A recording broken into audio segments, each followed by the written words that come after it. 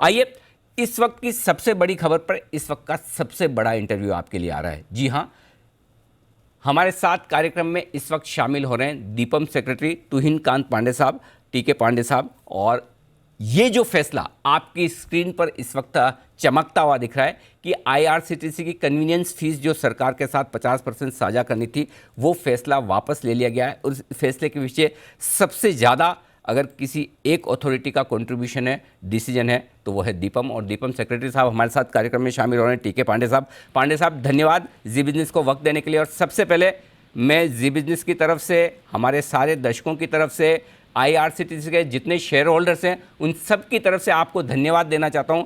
एकदम समय से तुरंत आपने सही डिसीजन लिया, इसके लिए बहुत बहुत धन्यवाद सर।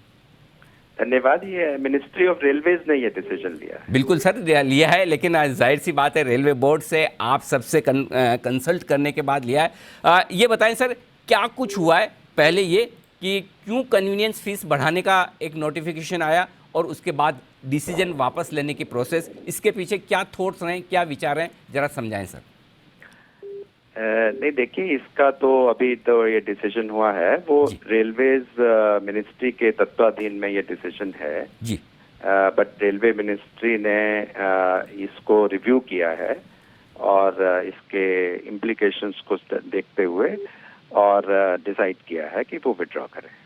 ओके। अच्छा सर, अब इसके साथ एक चीज़ जो और दर्शक जानना समझना चाहते हैं, आईआरसीटीसी के शेयर होल्डर्स जानना समझना चाहते हैं, वो ये कि क्या ये समझा जाए कि फिर से इस तरह का कोई डिसीजन नहीं लिया जाएगा या इस पर विचार नहीं किया जाएगा, क्योंकि ऑफर डॉक्यूमेंट जो आईआरसीटीसी का है वो साफ कहता है कि सरकार जब चाहे इस तरह का डिसीजन ले सकती है। तो वो एक मन में जो डर है लोगों के, क्या वो आप दूर कर पाएंगे सर? नहीं, हमारी हमेशा चेष्टा रहती है दीपम की ओर से, क्योंकि हमारे विद्यालय हैं और उनके अंडर विभिन्न संस्थाएं चलती हैं और बिजनेस डायनेमिक होता है। लेकिन हमारा एडवाइस सभी विभागों को ये है, मिनिस्ट्री ऑफ फाइनेंस की तरफ से, कि लिस्टेड कंपनीज के केस में जो भी निर्णय हो उसको सोच समझ के लिया जाए और मार्केट की दृष्टि से और कॉस्ट बेनिफिट की दृष्टि से इसको आंक के ही डिसीजन लिए जाए। बिल्कुल ठीक बात है, और ये एक बहुत अच्छा डायरेक्शन है जो दीपम की तरफ से, और स्पेशली लिस्टेड कंपनीज के केस में सरकार का बड़ा लंबा चौड़ा डाइवेस्टमेंट प्लान है। और हमें पता है सर कि अगले 4-5 महीने इस फाइनेंशियल ईयर के आपके लिए बहुत बिजी रहने वाले हैं, दीपम के लिए, सरकार के लिए। क्या आपको लगता है जिस तरह से ये सब कुछ घटनाक्रम हुआ, कोई इसका आपके डाइवेस्टमेंट प्रोग्राम पर असर पड़ेगा? नहीं, इसके डाइवेस्टमेंट प्रोग्राम पे कोई असर नहीं पड़ेगा। ये इतनी डायनामिक डिसीजन में जब हम वो इस डिसीजन मेकिंग होती है तो कभी कभी ऐसे उलझने आ जाती हैं, लेकिन इससे उस बंद नहीं है। अभी तो हमने एयर इंडिया का डिसीजन अनाउंस किया है और बाकी की जो डाइवेस्टमेंट हैं, जैसे कि मैंने पहले भी बताया है कि हमारा जो सबसे ज्यादा प्रायोरिटी रहेगी, जो हमारा है, वो जो स्ट्रेटेजिक डिसइन्वेस्टमेंट के केसेस जो हमने लिस्ट किए थे बजट में भी, माननीय मंत्री जी ने, वित्त मंत्री जी ने कहा था, उन केसेस को हमको लॉजिकल कल्मिनेशन तक इस साल में ले जाने का ही हमारा प्रयास रहेगा। बिल्कुल। अच्छा सर, क्या आप ये समझते हैं कि शायद इस डिसीजन के पीछे इसके क्या इम्पैक्ट हो सकते हैं, क्या असर हो सकता है? वो भांपने में शायद कहीं गलती हुई होगी, या फिर अंदाजा नहीं लग पाया होगा कि इन्वेस्टर्स या बाजार इसको इतना नेगेटिवली लेगा? नहीं, इसमें अभी मैं कोई विवेचना इसमें करना नहीं चाहता जी, सिर्फ आपको ये सूचित कर रहा जी। अच्छा पांडे साहब, एक और चीज, जिस स्पीड से वापस इस डिसीजन को लिया गया है वो काबिल तारीफ है, क्योंकि लोग आमतौर पर ऐसा सोचते नहीं कि इतना बड़ा डिसीजन हो जाए और वो तुरंत हो जाए।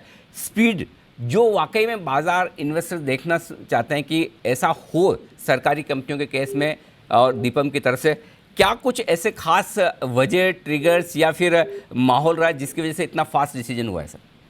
नहीं, हम देखिए, हम मिनिस्ट्री ऑफ हम दीपम विभाग से हम लोग सभी लिस्टेड कंपनियों को ये एडवाइस देते रहे, मार्केट को भी क्लियरली बताते रहे हैं कि हमारा जो उद्देश्य है गवर्नमेंट इक्विटी में, वो वाइडर पार्टनरशिप को प्रमोट करना है। और उसको इन्वेस्टर्स का हम हमेशा ध्यान रखेंगे। ये हमारा मतलब हमेशा प्रयास रहता है और इसके लिए हमने पहले भी कदम उठाए हैं और उठाते रहेंगे। जी पांडे साहब, वैसे तो दीपम बहुत मजबूती से काम कर रहा है डाइवेस्टमेंट की तरफ से। ये जो एपिसोड कल और आज के बीच में हुआ, उसको लेकर लोगों के मन में जो लोग एक्स्ट्रापोलेट करते हैं ना, कोई इवेंट हुई तो उसका आगे ये हो सकता है, वो हो सकता है, तो लोगों को लगता है बीपीसीएल का भी डाइवेस्टमेंट होगा, कॉनकोर का भी होगा। कॉनकोर के केस में हमने देखा लैंड लाइसेंसिंग फीस को लेकर काफ़ी कुछ बातें चली। क्या आप जो कुछ भी पोटेंशियल बायर्स हैं इन कंपनियों के लिए, जो दावेदार हैं या जो कुछ भी इन्वेस्टर्स हैं, उनको ये भरोसा देंगे कि इस तरह की कोई चीज़ इन कंपनियों में नहीं होगी, निश्चिंत रहें? नहीं, हम बिल्कुल वो भरोसा देते हैं और आश्वस्त करते हैं कि हम बिल्कुल सही कदम से और सोच समझ के इसको करेंगे। और हमें ये एहसास है कि हमारा दायित्व है लिस्टेड कंपनीज में, जब हम मार्केट में जाते हैं, अभी हमारा LIC IPO भी आएगा, चीजों में हर कदम पे हम लोग वो कर रहे हैं और हमारा निरंतर ये प्रयास रहता है कि सभी विभागों को हम इस बात के लिए भी वो तैयार करें। Perfect sir. IRCTC में भी सरकार की 67.5% हिस्सेदारी है, अच्छी खासी हिस्सेदारी है। एक बार की मार्केट कैप 1 लाख करोड़ तक भी पहुंचा और देखकर अच्छा लगता है कि किसी सरकारी कंपनी, इंडियन रेलवे की कंपनी इतने बड़े मार्केट कैप पर इतने अच्छे वैल्यूएशंस पर ट्रेड करें।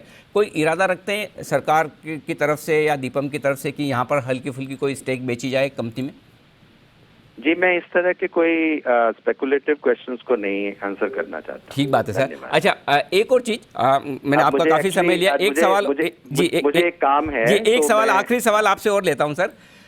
डाइवेस्टमेंट प्लान को लेकर, चूंकि आप बड़ी मुश्किल से हमें मिल पाते हैं, मिले तो मैं थोड़ा वो अपना लालच छोड़ नहीं पा रहा हूँ कि आपसे बात की जाए। सर ये बताएं, मार्च तक दीपम के डाइवेस्टमेंट प्लान पर क्या अपडेट्स हैं, किस तरह का आप प्लान लेकर चल रहे हैं इस फाइनेंशियल ईयर के लिए? नहीं, उस विषय में हम कभी जरूर बात करेंगे। बिल्कुल बिल्कुल, जरूर। बहुत बहुत धन्यवाद सर वक्त निकालने के लिए और एक टाइमली और सही डिसीजन इन्वेस्टर्स के हित में लेने के लिए। पांडे साहब, बहुत बहुत शुक्रिया आपका।